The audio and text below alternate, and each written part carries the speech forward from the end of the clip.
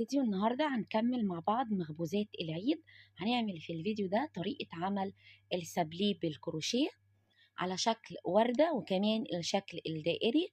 والفيديو اللي بعد كده هنزل طريقة عمل السابليه اللي على شكل قلب وشكل نجمة. لو أول مرة تشوفي القناة بتاعتي أنا فاطمة من قناة كروشيستا، يسعدني إن انتي تشتركي في القناة وتدوسي على اللايك وتفعلي الجرس وتقوليلي من أي بلد بتشوفي الفيديو بتاعي.